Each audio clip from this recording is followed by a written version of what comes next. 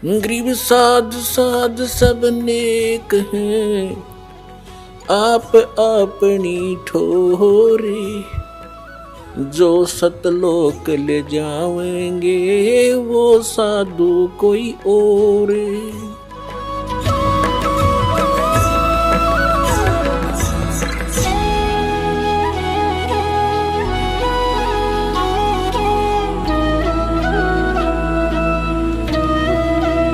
और परमात्मा कहते हैं वो इतने दयालु हैं, उनको पता है कि ये नालायक फिर रह गया यहीं पर, फिर शुरुआत करते हैं उसको समझाने और बुझाने की। इसी प्रकार ये वीर देव सिंह बघेल उन्हीं पुण्यात्माओं में था जो कभी इस सतयुग के इस बिचली पीढ़ी के समय में भक्ति करता करता रह गया,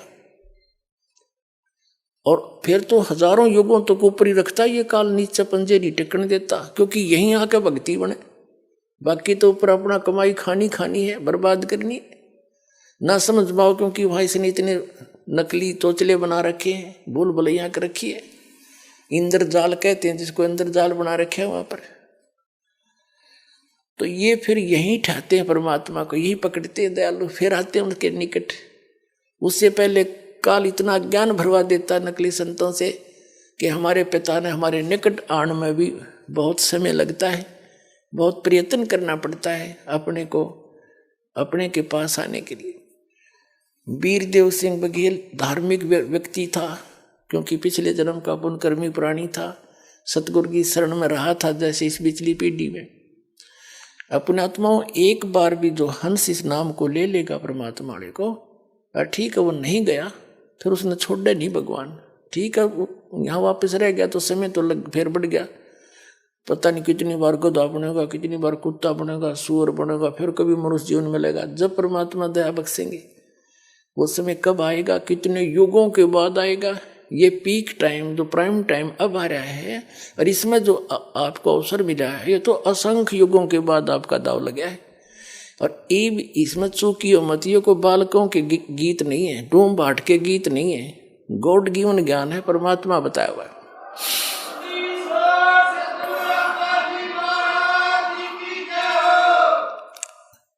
कबीर साहब कहते हैं गोता मारू स्वर्ग में, जा बैठूं पाताल, कह कबीर ढूंढता फिरूं अपने हीरे मोती लाल।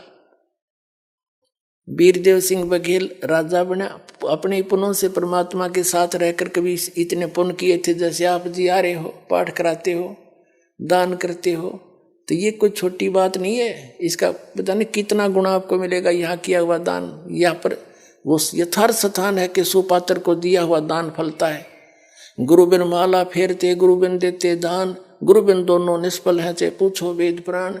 अभी तक कोई गुरु ही नहीं था, या तो परमात्मा आए थे स्वयं, और या बीच में जो महापुरुष हुए थे जिनको मालिक मिले 5-6 महापुरुष हैं, उनको छोड़कर आज वर्तमान में इस दास के अतिरिक्त इस विश्व में गुरु नहीं है, चाहे सतगुरु कहो चाहे गुरु कहो।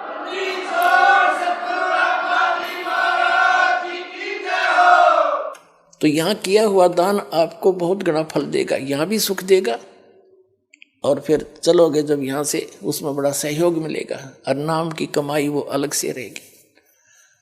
तो ऐसे परमात्मा दयालु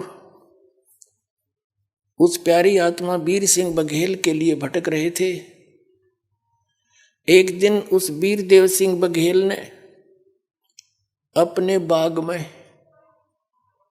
जो उसका रेजिडेंस भी उसी बाग में था, उसके दूसरे किनारे पर अलग से स्थान बना रखा था साधु संत फकीरों के रुकने का, और वहीं वो उनसे अनुष्ठान कराया करते थे, जैसे सत्संग करा लेते हैं।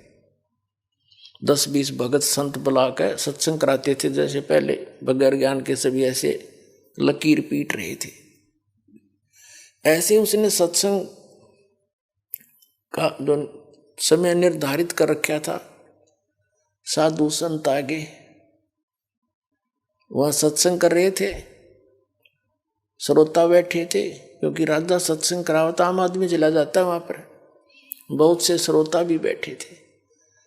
और ये राजा लोग केवल एक फॉर्मेलिटी करते हैं, जैसे बुला लेंगे किसी ने, भाई हमारे पाठ कर दिए, और वो पाठ कर देगा, पंडित जी बैठ के एक अलग से कमरे में, राजा लोग सैर सपट्टे को घूमते रहते हैं, वो करें जाओ पाठ। ऐसे वो सत्संग करा रहे थे, वो सत्संग कर रहे थे, राजा अपने महल में विश्राम कर रहा था।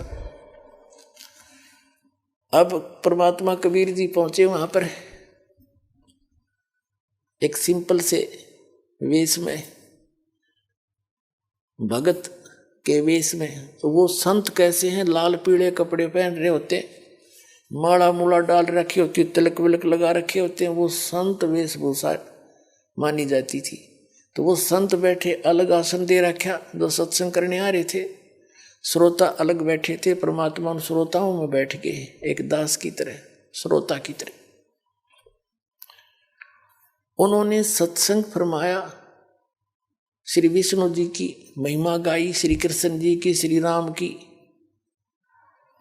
ये सर्वेश्वर हैं, ये नारायण हैं, शेष नाग पर शयन करते हैं, सारी सृष्टि के रचनहार हैं, ये अजर व अमर हैं, अविनाशी हैं। ऐसा सत्संग कर रहे थे, सब सुन रहे थे, सब बड़े मस्ती में थे।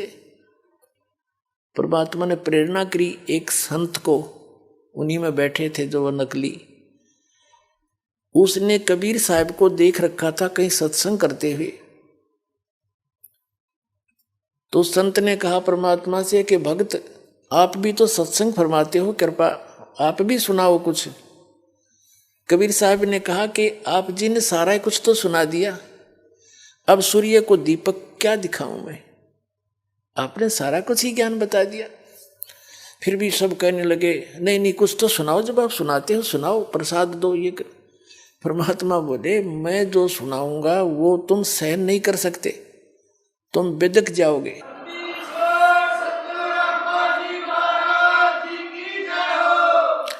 तुम मेरे साथ झगड़ा ठानोगे। साधु संत कहने लगे नहीं नहीं हम झगड़ा क्यों ठानेंगे, उन्हें क्या पता था तेरी जड़ निकाल लेंगे। उन्हें सोची यो राम कृष्ण की सुना देते होंगे, हनुमान की सुना देगा, और कोई बेलड़ी और राम की कथा सुना देगा, उन्हें तो ये सोचा था। सब ने बार बार कहा तो परमात्मा बोले ले सुन लो तो दो बोल मेरे। क्या बताने लगे, गुण तीनों की भक्ति में ये भूल पड़ो संसारे, कह कबीर निज नाम बिना कैसे उतरो पार। तीन देव की जो करते भक्ति, उनकी कदे ना होवे मुक्ति। मेरे साथ दो भाई मोहे सब जग भूला पाया, मेरे साथ दो भाई सब जग भूला पाया। इसी भूल में ब्रह्मा भूला जिसने वेद सरसाया, इसी भूल में ब्रह्मा भूला जिसने वेद सरसाया। वेद पढ़ियो पंडित भूला वो सार शब्द ना पाया, मेरे साथ दो भाई मन सब जग भूला पाया, मेरे साथ दो भाई सब जग भूला पाया। इसी भूल में विष्णु भूला जिन वैष्णो पंथ चलाया, इसी भूल में विष्णु भूला जिन वैष्णो पंथ चलाया। तीर्थ व्रत का बड़ा महात्म बहुविध जीव फसाया, मेरे साथ दो भाई सब जग भूला पाया। इसी भूल में शंकर भूला जिन भिक्षुक पंथ चलाया, इसी भूल में यु शंकर भूला जिन भिक्षुक पंथ चलाया। सिर पे जटा हाथ में खप्पर घर घर अलख जगाया, मेरे साथ दो भाई सब जग भूला पाया।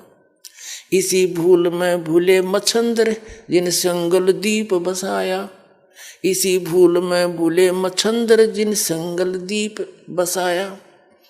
और विषय वासना के वश होके अपना योग नसाया, मेरे साथ दो भाई मन सब जग भूला पाया।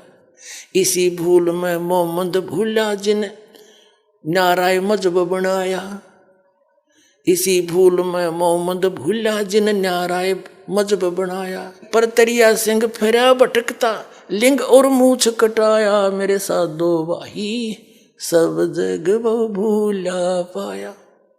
कह कबीर सुनो भाई साधो इस भूल का भेद न पाया। और जिनने मिल गया यू भेद भूल का फिर वो गर्भवास न आया। मेरे साधो भाई सब जग भूला पाया। गगन में आग लगी बड़ भारी, गगन में आग लगी बड़ी भारी। यो ब्रह्मा मर गया रे विष्णु मर गया, यो शिव जी मरया लटाधारी।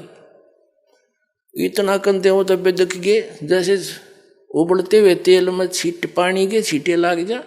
क्या बकवास कर रहा है, चुप हो जा, तूने क्या बकवास सुना रहा है। ब्रह्मा विष्णु महेश भी मरते हैं, देखो झूठ बोलता है, ये करता है।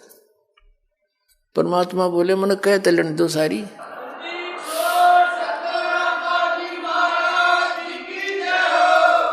इसके ऊपर काफी वाद विवाद चल पड़ा। एक व्यक्ति ने जाकर के वीर सिंह बघेला को बता दिया कि महाराज एक सिर फहराया हुआ है, ब्रह्मा विष्णु महेश के बारे में उठपटांग कह रहा है। वो तो पता नहीं मुसलमान है या कौन किस जाति का है, और उसने तो हलचल मचा दी है वहां पर। तो राजा ने एक नौकर भेजा सिपाही के जाओ छड़ीदार लाओ, बुलाकर उसको यहां लाओ, पकड़ के बुला के लाओ। वीरदेव सिंह बघेल इतना अवश्य महसूस करता था कि संत को से बदतमीजी नहीं करनी चाहिए। उसने कहा कि जाओ उसको बुला के लाओ। अब उसके साथ संत कोई गया था वो निंदा करने, उसके साथ एक छड़ीदार यानी सिपाही भेज दिया। और उसने जाके कहा कि चलो मिस्टर आपको राजा बुला रहा है। परमात्मा ने कहा भाई मेरा और राजा का के रिश्तेदारी है, मैं तो सत्संग सुनने आया था। इनने कहा दो बात सुना दे, मैंने सुना दी, इन पर उठी नहीं। राजा को आवश्यकता हो ना यहाँ आ जाएगा, मुझे राजा की जरूरत नहीं। छड़ीदार वो सिपाही भी वापस आ गया, दो चार और निंदा चुगली करीब करने लगे। जो तीनों कहे राजा को जरूरत होती यहाँ जाए। अब राजा चला गुस्से में होकर कि ऐसा किसका दिमाग घूम गया, कौन ऐसी बकवास कर रहा है। अब इन जनसाधारण का के भी राजा के चाहे कुछ भी हो, चाहे पृथ्वी का पूरा राजा हो, अध्यात्म के सामने इनके सब के छक्के छूट जाते हैं। कोई वस्तुएं नहीं है ये तो मालिक के सामने। अब जब राजा आ रहा था गुस्से में, वीर सिंह बघेल परमात्मा ने एक लीला करी, वहां बैठे थे, उसी से जमीन से 1.25 हाथ ऊपर यानी इतने ऊंचे ऐसे उठ गए।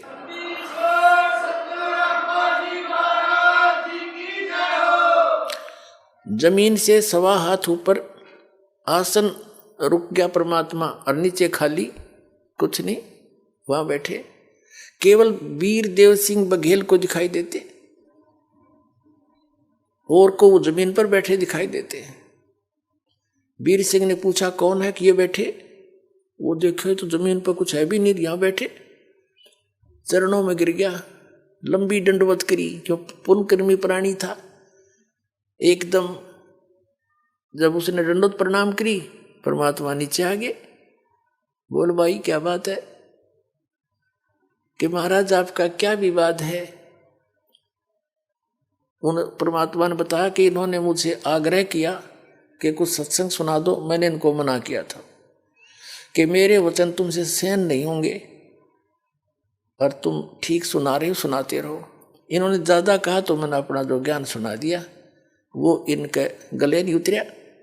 क्या बताया कि ब्रह्मा विष्णु महेश की ये भक्ति बताते हैं, और वेदों और गीता में लिखा कि तीनों गुण की जो भक्ति करते हैं वो राक्षस स्वभाव को धारण किए हुए मनुष्यों में नीच दूषित कर्म करने वाले मूर्ख, ये उल्टी पट्टी पढ़ा रहे तुम्हारे। अब आपको दिखाते हैं। गुण तीनों की भक्ति में ये भूल पड़ो संसारे। 600 वर्ष पहले परमपिता परमात्मा कबीर जी ने ये वचन बोले थे, जो आज हमारे सदगण प्रमाणित करते कि इन तीनों गुण की भक्ति, रजगुण ब्रह्मा, सतगुण विष्णु, तमगुण शिव जी की भक्ति नहीं करनी चाहिए। इसे मोक्ष नहीं हो सकता। इसके साधना करने से आपका स्वभाव बिगड़ जाता है, क्योंकि ये ना तो इनकी साधना से आपके कर्म दंड मोक्ष होते हैं और न ही कोई आपके भाग्य में परिवर्तन हो सकता है। जैसा करोगे वैसा ही फल मिलेगा। फिर भक्ति का क्या फायदा। अब किसी की मृत्यु का समय आ गया या किसी को कोई हानि होनी है, टांग कटनी है, प्रारब्ध में लिखिए तो कटेगी वह। ब्रह्मा विष्णु महेश की साधना से कोई बचाव नहीं, जान जानी हो जावेगी।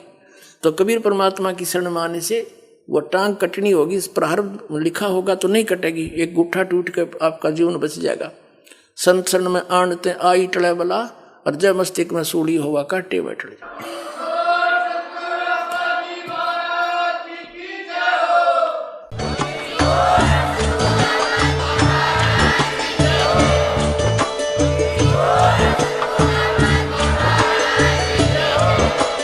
आप सुन रहे थे जगत गुरु तत्वदर्शी संत रामपाल जी महाराज जी के मंगल प्रवचन। अधिक जानकारी के लिए विजिट कीजिए हमारी वेबसाइट www.jagatgururampalji.org। संत रामपाल जी महाराज जी के शुभ आशीर्वाद से पूरे विश्व भर में 500 से भी ज्यादा नाम दीक्षा केंद्र हैं, जिन पर संत रामपाल जी महाराज जी द्वारा ऑनलाइन निशुल्क नाम दीक्षा दी जा रही है। अपने नजदीकी नाम दीक्षा केंद्र का पता करने के लिए संपर्क करें 8222880541।